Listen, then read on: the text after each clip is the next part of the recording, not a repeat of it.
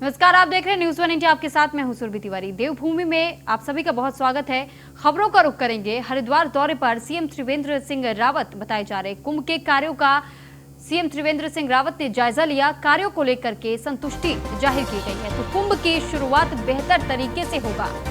मेले को लेकर सभी आकांक्षाएं पूर्ण होंगी और कोरोना के नियमों को ध्यान में रखकर कुंभ का आयोजन किया जाएगा। तो ऐसे में सीएम त्रिवेंद्र सिंह रावत की तरफ से ये बातें कही गई और कार्यक्रम में कैबिनेट मंत्री मदन कौशिक भी मौजूद रहे। तो कैबिनेट के तौर पर ये बैठक बुलाई गई थी और उसके बाद से खुद जायजा लेने के लिए सीएम त्रिवेंद्र सिंह रावत पहुंचे हुए थे और सीएम त्रिवेंद्र सिंह रावत ने जायजा लिया कुंभ की तैयारियों का। तो उन्होंने एक तरीके का यह संदेश लोगों को जारी किया है कि पूरी तरीके से संतुष्टि कुंभ में मिलेगी लोगों को। तो कार्यों को लेकर के संतुष्टि जाहिर की गई है सीएम त्रिवेंद्र सिंह रावत की तरफ से। साथ ही उनका ये भी कहना है कि कुंभ की शुरुआत बेहतर तरीके से होगी। मेले को लेकर भी सभी आकांक्षाएं लोगों की पूर्ण की जाएंगी। मंच का कार्यक्रम 11 बजे के बाद शुरू होगा। भारत सरकार ने एक एसओपी जारी किया है और उस एसओपी के आधार पर जो कोविड एप्रोप्रिएट बिहेवियर की जो बात कही गई है उसके अनुकूल यहाँ पर ये कुंभ संपन्न होगा। उसके अनुसार इस कुंभ को संपन्न कराया जाएगा, चाहे नोटिफिकेशन हो, चाहे तमाम अन्य व्यवस्थाएं हो, चाहे सोशल डिस्टेंसिंग हो, आरटीपीसीआर टेस्ट हो, जो वहां से हमको जो गाइडलाइंस मिली हैं उसके आधार पर ही तमाम व्यवस्थाएं यहाँ पर की जाएगी। भारत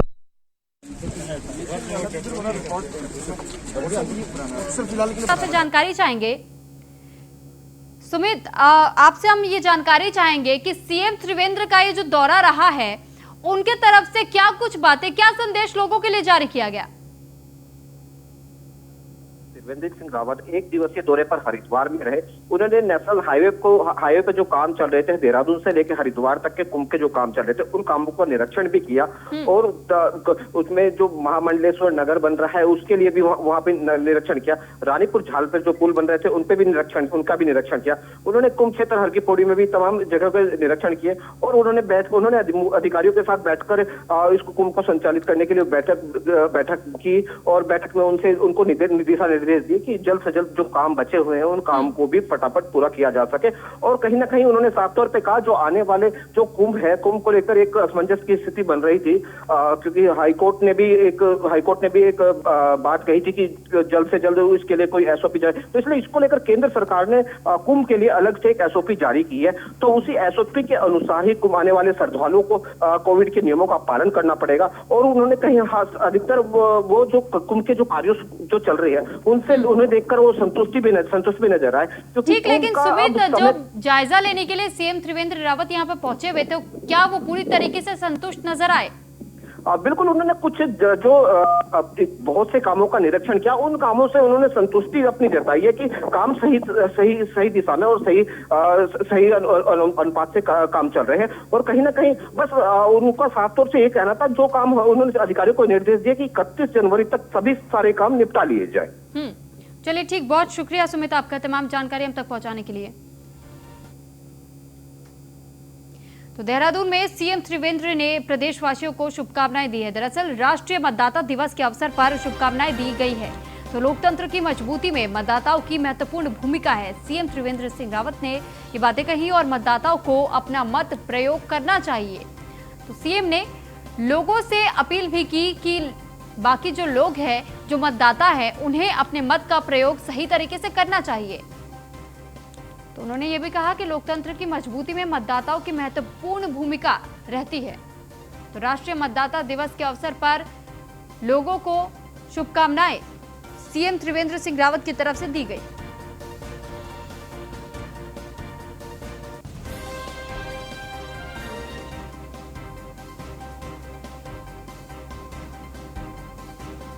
तो राष्ट्रीय मतदाता दिवस के अवसर पर शुभकामनाएं सीएम त्रिवेंद्र सिंह रावत ने प्रदेशवासियों को दी और साथ ही ये भी कहा कि लोकतंत्र की मजबूती में मतदाताओं की महत्वपूर्ण भूमिका रही है।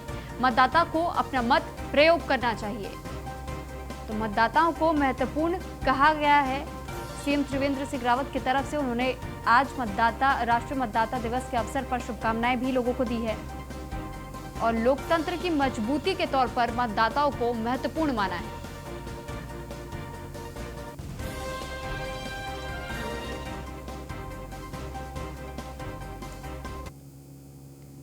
तो वहीं एक दिन की सीएम बनी है सृष्टि गोस्वामी देहरादून में, और सृष्टि गोस्वामी ने कई सुधारों पर सुझाव भी दिए हैं, कई विभागों के अधिकारियों की समीक्षा की, कई उच्च अधिकारियों से चर्चा भी की। महिलाओं की सुरक्षा पर और अधिक ध्यान देने की जरूरत है, सृष्टि का ऐसा कहना। सृष्टि को दरअसल एक दिन के लिए मुख्यमंत्री के कार्यभार संभालने को दिया गया और ऐसे में उन्होंने कई सुझाव दिए हैं। तो पलायन और रोजगार जैसे मुद्दों पर भी सुझाव दिए गए सृष्टि गोस्वामी की तरफ से, और साथ ही महिला सुरक्षा को लेकर भी ज्यादा ध्यान देने की जरूरत, ऐसा कहना सृष्टि गोस्वामी का। तो सीएम त्रिवेंद्र ने प्रदेशवासियों को इस बात की शुभकामनाएं दी। सृष्टि गोस्वामी एक दिन के लिए सीएम बनाई गई और ऐसे में सृष्टि गोस्वामी की तरफ से कई सुधारों पर सुझाव भी दिया गया। मैं सृष्टि उत्तराखंड राज्य के सम्मानित खामियां नहीं, काफी अच्छा काम ये कर रहे हैं और बस जो मुझे लगा कि थोड़ी रिकमेंडेशंस की जरूरत है, जहां जहां पे मेरे सुझाव की बात थी मैंने वो सभी को दिए हैं, सभी प्रेजेंटेशंस के एंड में। क्या सुझाव दिया आपने महत्वपूर्ण? जी, मेरे काफी महत्वपूर्ण सुझाव थे, जैसे बालिका सुरक्षा को लेकर कि काफी कॉलेज जाने वाली लड़कियों को वो असुरक्षा का भाव महसूस करती हैं कॉलेज जाने को लेकर। तो मैंने पुलिस महानिदेशक जी से रिक्वेस्ट करी कि वो उसके लिए मतलब वो ये सिक्योर करें कि जो लड़कियां हैं वो इजीली अपना कॉलेज आ जा सकें, और जो नशे की बढ़ती हुई लत है जैसे स्कूल के 500 मीटर के दायरे में वो ये सुनिश्चित करें और बिल्कुल स्ट्रिक्ट दिशा निर्देशों के साथ कि वहां पर किसी भी मादक पदार्थ की बिक्री ना हो।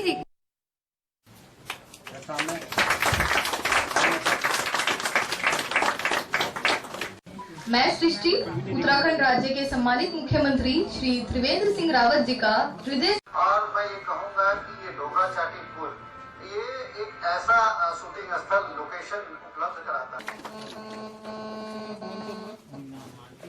गोस्वामी को एक दिन के लिए सीएम बनाया गया और ऐसे में सृष्टि गोस्वामी ने तमाम अधिकारियों के साथ बैठक की, चर्चा की, कई मुद्दों को लेकर के चर्चाएं हुई और सृष्टि गोस्वामी ने अपने सुझाव भी तमाम अधिकारियों के सामने रखे। तो सृष्टि गोस्वामी की तरफ से कहना कि जिस तरीके से महिलाओं पर अपराध बढ़ रहे हैं और साथ ही जो पलायन और रोजगार की समस्या उत्तराखंड में लगातार बनी हुई है उस पर काम किया जाना चाहिए। तो महिलाओं की सुरक्षा पर और अधिक ध्यान देने की जरूरत है, सृष्टि गोस्वामी का ऐसा कहना। साथ ही उन्होंने ये भी कहा कि पलायन और रोजगार जैसे मुद्दों पर अपने सुझाव भी उन्होंने दिए। तो एक दिन के लिए सीएम के तौर पर सृष्टि गोस्वामी ने पदभार संभाला था और ऐसे में अहम सुझाव सृष्टि गोस्वामी की तरफ से दिए गए। बालिका दिवस के अवसर पर सीएम त्रिवेंद्र सिंह रावत ने इस बात की घोषणा की थी कि बालिका दिवस के अवसर पर एक दिन के लिए सीएम के तौर पर सृष्टि गोस्वामी को चयनित किया गया और उसके बाद इसी दौरान सृष्टि गोस्वामी ने कई अहम सुझाव भी अधिकारियों को दिए।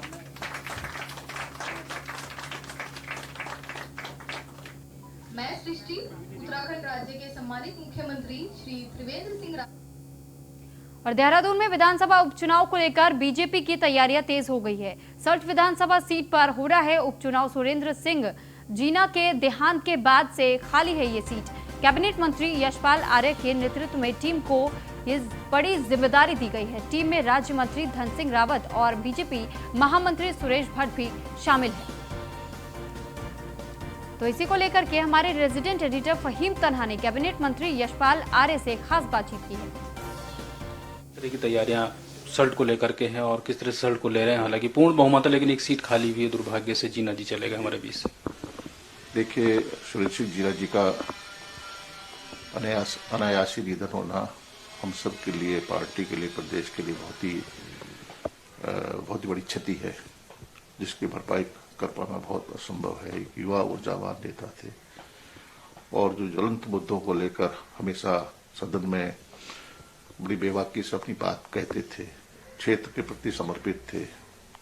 तो जो भी जिम्मेदारी दी गई है यशपाल आर्य को, निश्चित रूप से उसको हम ईमानदारी से उसका निर्वहन करेंगे और चुनाव में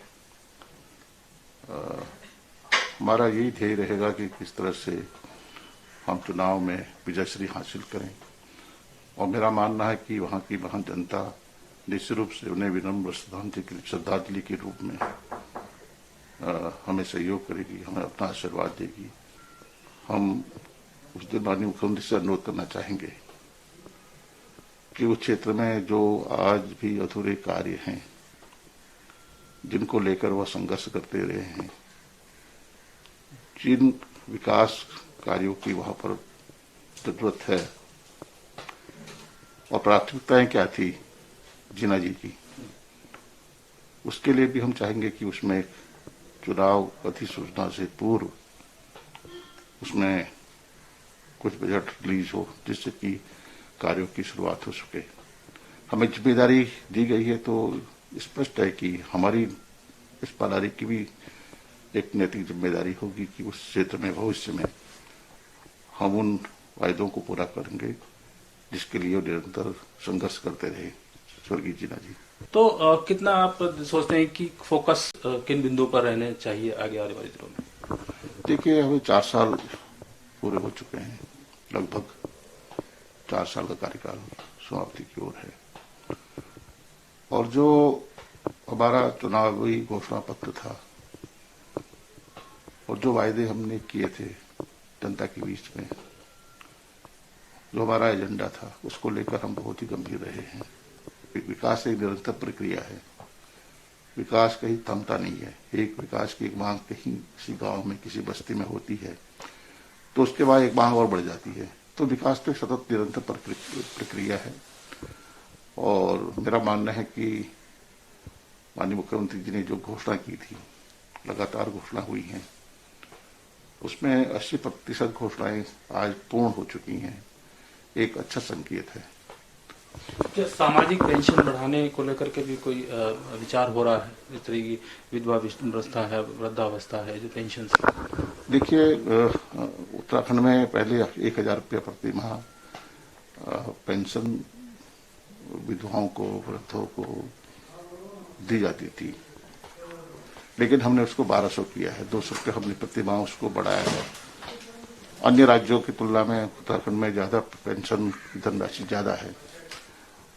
हमने अभी जो हमारे परित्यक्ता है और जो अन्य हमारे जो जिनकी मासिक आय बहुत कम है, 1500 है, हम उसको बढ़ा के 4500 करने जा रहे हैं। ये हमारा कैबिनेट में आएगा, क्योंकि उनकी मासिक आय कम होने की वजह से वो पेंशन लाभ से वंचित रह जाते थे।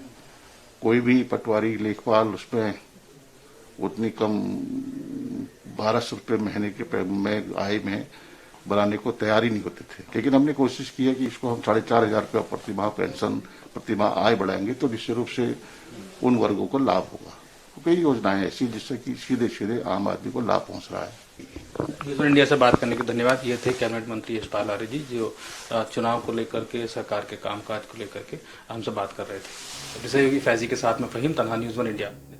राजधानी देहरादून में कांग्रेस की ओर से चलाए जा रहे धन्यवाद जवान अभियान के तहत कार्यक्रम का आयोजन किया गया। कार्यक्रम में कांग्रेस ने सेना के जवानों और पूर्व सैनिकों का सम्मान किया। इस मौके पर कांग्रेस प्रदेश अध्यक्ष प्रीतम सिंह मुख्य अतिथि के रूप में कार्यक्रम में मौजूद रहे। कांग्रेस प्रदेश उपाध्यक्ष सूर्यकांत धसमाना ने बताया कि राज्य की सभी 70 विधानसभाओं में धन्यवाद जवान कार्यक्रम के तहत कार्यक्रम का आयोजन किया जाएगा। इस कार्यक्रम का मुख्य उद्देश्य सैनिकों, पूर्व सैनिकों का सम्मान करना है।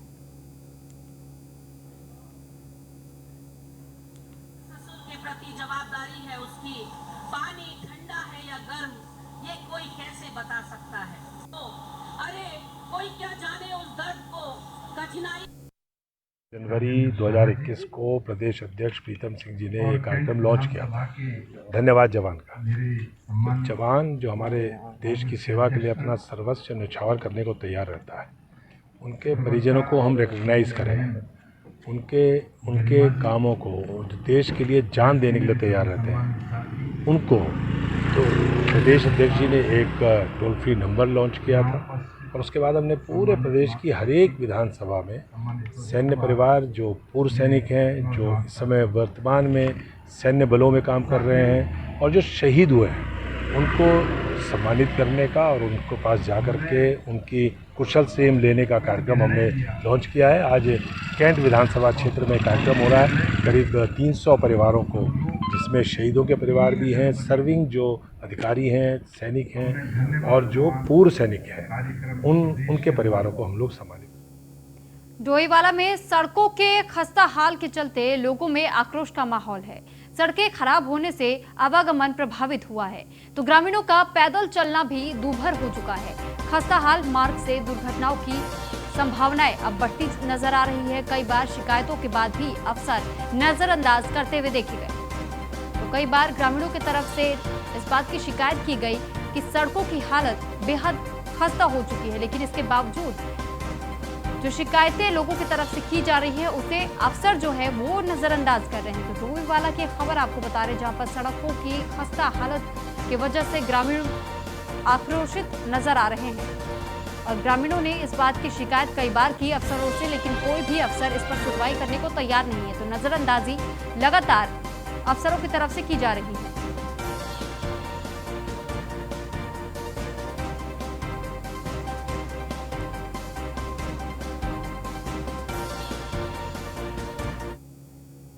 तो वहीं टिहरी विधानसभा चुनाव की तैयारी में जुटी जन एकता पार्टी विधानसभा चुनाव के लिए कार्यकर्ताओं का सम्मेलन शुरू किया गया। पूर्व पर्यटन मंत्री दिनेश धनय ने कार्यकर्ता सम्मेलन का आयोजन किया। अपने आवास पर कन्याओं का सम्मानित किया गया। बेटी बचाओ बेटी पढ़ाओ के तहत कन्याओं को सम्मानित किया गया। विधानसभा चुनाव के लिए कार्यकर्ताओं की तरफ से इस पहल की शुरुआत की गई। पूर्व पर्यटन मंत्री दिनेश धनय ने इस कार्यक्रम की शुरुआत की। अपने आवास पर कन्याओं को सम्मानित करने का काम भी किया गया।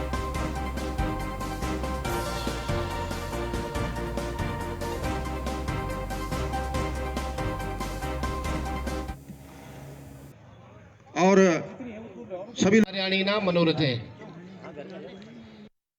पार्टी का गठन हुआ है। उत्तराखंड के जो उत्तराखंडियत को बचाने के लिए हमने पार्टी गठन किया है और आज कार्यकर्ताओं को जो आगामी चुनौतियां हैं हमारे सामने, उन चुनौतियों से लड़ने के लिए तैयार रहने के लिए और जो आगामी जितनी भी हमारे सामने जो चुनौतियां उनका कैसे हमने उनका मुकाबला करना है, उसके लिए कार्यकर्ताओं की आज ये बैठक है हमारी। और इस बैठक में हर कार्यकर्ता को हम आने वाली चुनौतियों के लिए तैयार करेंगे और उनको दिशा निर्देश देंगे कि किस तरह जनता के बीच में जाना है, जन समस्याओं को लेकर लड़ना है और जन समस्याओं को उठाना भी है। पार्टी का गठन हुआ है। टिहरी पुलिस को बड़ी सफलता हाथ लगी है। जानवरों के खाल के तस्करों को गिरफ्तार किया गया है। खाल को बेचने के फिराक में तस्कर बताए जा रहे थे। तस्करों के पास से गुलदार की खाल मिली है। तो पुलिस को चेकिंग के दौरान ये सफलता हाथ लगी है। जानवरों के खाल को ये तस्कर अपने साथ ले जा रहे थे और चेकिंग के दौरान जानवरों के खाल समेत इन तस्करों को पकड़ा गया है। तो गुलदार की खाल लेकर ये तस्कर वहां से रवाना होने की कोशिश कर रहे थे, लेकिन चेकिंग के दौरान टिहरी पुलिस को बड़ी कामयाबी हाथ लगी।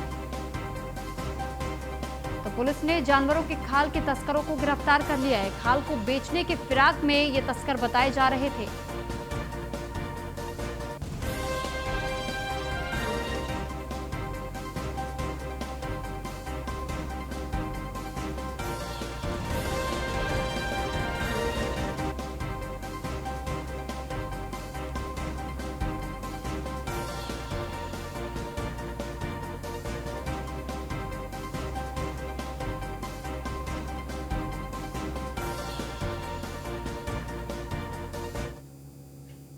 लक्सर में अवैध शराब के खिलाफ पुलिस का अभियान लगातार जारी है। पुलिस ने अवैध शराब के फैक्ट्री का भांडाफोड़ किया और छापेमारी कर अभियुक्तों को पुलिस ने गिरफ्तार कर लिया। अंधेरा का फायदा उठाकर एक अभियुक्त फरार होने में कामयाब रहा। रायसी पुलिस चौकी क्षेत्र का ये पूरा मामला बताया जा रहा है।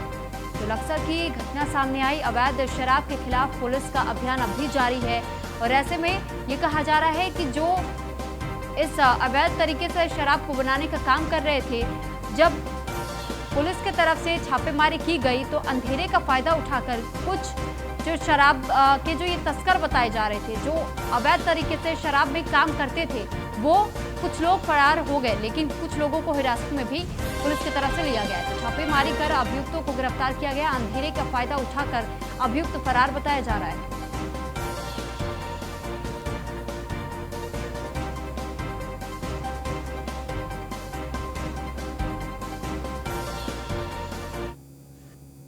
श्रीमान क्षेत्राधिकारी महोदय लक्सर के निर्देशानुसार कोतवाली लक्सर पुलिस के द्वारा आज दिनांक दो फैक्ट्री जो शराब की बनाते हुए पकड़ी गई है, जिसमें एक फैक्ट्री है हमारे यहाँ सिदुर एथल मार्ग है, वहाँ से SI श्री संजय रावत और कांस्टेबल अजय सिंह को गंगा सिंह के द्वारा एक अभियुक्त है भूपेंद्र पुत्र रणजीत निवासी हरचंदपुर, जिसके कब्जे से 10 लीटर शराब और एक कच्ची भट्टी जो पूरे उपकरणों के साथ पकड़ी गई है।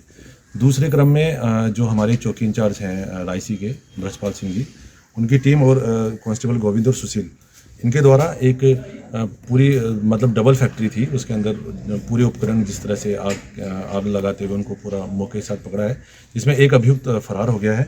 फरार अभियुक्त है सौरभ पुत्र वीर सिंह और मौके से एक अभियुक्त है कल्लू पुत्र रणवीर निवासी गंगदासपुर। इसको मैं 25 लीटर शराब के साथ पकड़ा है। तो वहीं पौड़ी में राष्ट्रीय बालिका दिवस पर कार्यक्रम का आयोजन किया गया। मेरू सुपुण्यो मेरो लक्ष्य का विषय तय किया गया था और इसी आधार पर एक कार्यक्रम का आयोजन किया गया। तो बेटी बचाओ बेटी पढ़ाओ के तहत इस कार्यक्रम का आयोजन हुआ। CDO पौड़ी आशीष भटगाई ने कार्यक्रम को संबोधित किया। बालिकाओं की सपनों को साकार के लिए भी सहयोग किया जाएगा।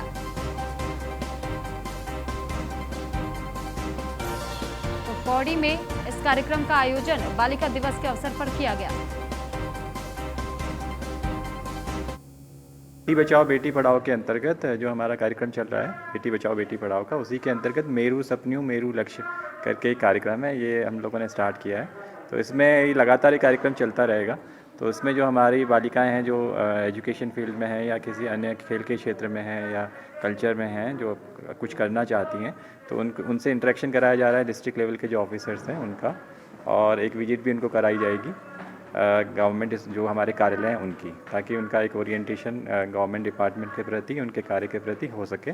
और जैसा गवर्नमेंट बेटी बचाओ बेटी पढ़ाओ के अंतर्गत सभी जो हमारे विभाग इसमें लगे हुए हैं, चाहे वो स्वास्थ्य हो, महिला एवं बाल विकास हो, एजुकेशन हो, तो उसका आपस में समन्वय किस तरीके से हो सके और किस तरीके से बालिकाओं का जो लिंगानुपात है वो हमारा देश का जो है वो बढ़ सके, जिले का बढ़ सके, और जो डिस्क्रिमिनेटरी मेंटालिटी है गर्ल्स के टूवर्ड्स उसको हम किस तरीके से मिनिमाइज कर सकें।